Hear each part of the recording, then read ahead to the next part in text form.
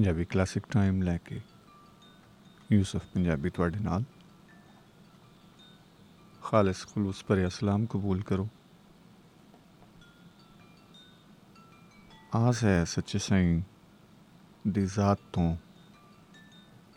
ਕਿ ਤੁਸੀਂ ਜਿੱਥੇ ਵੀ ਹੋਵੋਗੇ ਉਹਦੀ ਅਮਾਨ ਵਿੱਚ ਹੱਸਦੇ ਵਸਦੇ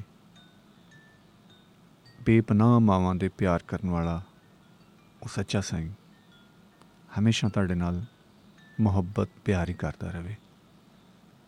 ਜਿਹੜੇ ਪਿਆਰੇ ਰਾਹ ਵਿੱਚ ਨੇ, ਰਸਤੇ ਵਿੱਚ ਨੇ, ਆਪਣੀ ਮੰਜ਼ਿਲ ਵੱਲ ਜਾ ਰਹੇ ਨੇ, ਸੋਹਣਾ ਸਾਈਂ ਉਹਨਾਂ ਨੂੰ ਆਪਣੀ ਅਮਾਨ ਵਿੱਚ ਉਹਨਾਂ ਦੀ ਮੰਜ਼ਿਲ ਦੀ ਤਰਫ ਪੜਾਏ। ਔਰ ਜਿਹੜੇ ਪਿਆਰੇ ਆਪਣੇ ਪਿਆਰਿਆਂ ਨੂੰ ਉਡੀਕਦੇ ਪਏ ਨੇ, ਇੰਤਜ਼ਾਰ ਵਿੱਚ ਨੇ, ਸਿੱਖ ਵਿੱਚ ਨੇ, ਉਹਨਾਂ ਨੂੰ ਉਹਨਾਂ ਦੇ ਪਿਆਰੇ ਮਿਲਾਏ। ਔਰ ਦੁਨੀਆ 'ਚ ਜਿੰਨੇ ਵੀ ਬਿਮਾਰ ਨੇ ਰੱਬ ਸੋਹਣਾ ਉਹਨਾਂ ਨੂੰ ਸਿਹਤ ਤੰਦਰੁਸਤੀ ਸ਼ਫਾ ਅਤਾ ਕਰੇ। ਇੰਸ਼ਾਅੱਲਾ ਕਿਸੇ ਨੂੰ ਦੁੱਖ ਨਾ ਆਵੇ, ਕੋਈ ਦੁਖੀ ਨਾ ਹੋਵੇ। ਕੁੱਲ ਸੰਸਾਰ ਇੱਕ ਫੁੱਲਾਂ ਦੀ ਕਿਆਰੀ ਬਣ ਜਾਵੇ ਔਰ ਹਰ ਪਾਸੇ ਅਮਨ ਦੀ ਮਹਿਕ, ਪਿਆਰ ਦੇ ਗੀਤ ਗਾਏ ਜਾਣ। ਪੰਜਾਬੀ ਕਲਾਸਿਕ ਟਾਈਮ ਅੱਜ ਖੁਦ ਕਲਾਮੀ, ਆਪਣੇ ਆਪ ਨਾਲ ਗੱਲਾਂ ਕਰਨੀਆਂ। ਅਸੀਂ ਆਪਣੇ ਜੀਵਨ ਵਿੱਚ ਜੋ ਕੰਮ ਬਹੁਤ ਜ਼ਿਆਦਾ ਕਰਨੇ, ਕਦੀ ਉਹਦੇ ਵੱਲ ਧਿਆਨ ਹੀ ਨਹੀਂ ਦਿੱਤਾ। ਕੋਸ਼ਿਸ਼ ਹੁੰਦੀ ਹੈ ਕੋਈ ਐਸੀ ਗੱਲ ਕਰੀਏ ਅਸੀਂ ਕਲਾਸਿਕ ਟਾਈਮ 'ਚ ਜਿਹਦੇ ਵੱਲ ਆਮ ਵਰਤੋਂ ਵਿੱਚ ਤਾਂ ਅਸੀਂ ਬਿਲਕੁਲ ਹੁੰਦੇ ਹਾਂ, ਉੱਥੇ ਮੌਜੂਦ ਵੀ ਹੁੰਦੇ ਹਾਂ, ਸੋਚਦੇ ਵੀ ਹਾਂ, ਪਰ ਉਹਦੇ ਵੱਲ ਕਦੀ ਧਿਆਨ ਨਹੀਂ ਕੀਤਾ ਅਸੀਂ। ਕਿਉਂ ਨਹੀਂ ਕੀਤਾ? ਅਸੀਂ ਆਪਣੀ ਜ਼ਿੰਦਗੀ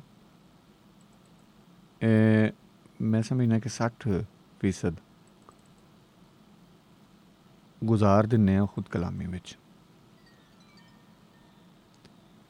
ਆਪਣੇ ਆਪ ਨਾਲ ਗੱਲਾਂ ਕਰਨੇ ਆ,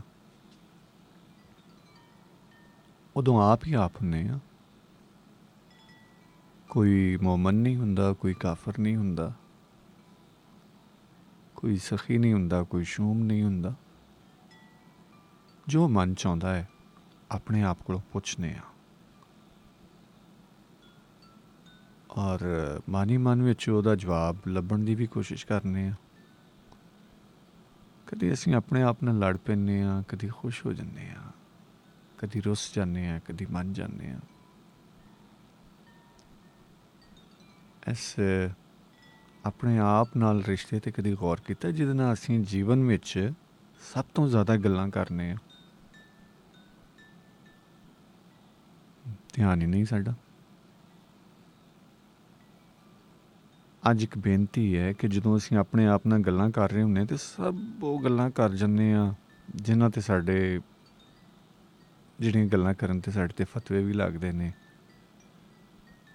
ਅਗਰ ਅਸੀਂ ਬਾਹਰ ਕਰੀਏ ਤਾਂ ਉਹਨਾਂ ਗੱਲਾਂ 'ਤੇ ਲੋਕ ਬਹੁਤ ਖੁਸ਼ ਵੀ ਹੁੰਦੇ, ਸਾਨੂੰ ਸ਼ਾਬਾਸ਼ ਵੀ ਦਿੰਦੇ ਨੇ।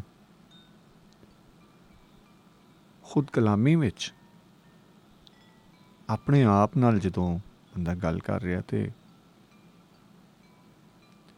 ਬਨਾਵਟ ਤੋਂ ਪਾਕ ਹੁੰਦਾ ਹੈ, ਉਸ ਧੋਖੇ ਤੋਂ ਪਾਕ ਹੁੰਦਾ ਹੈ। ਕਦੀ ਕਿਸੇ ਨੇ ਆਪਣੇ ਆਪ ਨੂੰ ਵੀ ਧੋਖਾ ਦਿੱਤਾ ਹੈ, ਆਪਣੇ ਆਪ ਨਾਲ ਵੀ ਝੂਠੀ ਗੱਲ ਕੀਤੀ ਹੈ। ਬਸ ਇੰਝ ਹੀ ਹੈ ਅੱਜ ਕੁਛ।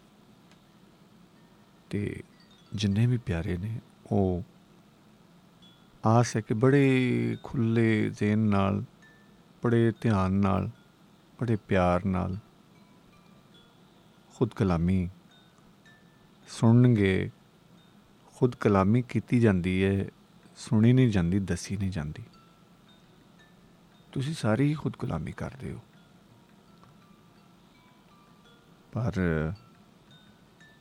ਮੈਂ ਆਪਣੀ ਖੁਦ ਕਲਾਮੀ ਆਪਣੇ ਪਿਆਰਿਆਂ ਦੇ ਨਾਲ ਸਾਂਝੀ ਕਰਨਾ ਚਾਹੁੰਦਾ।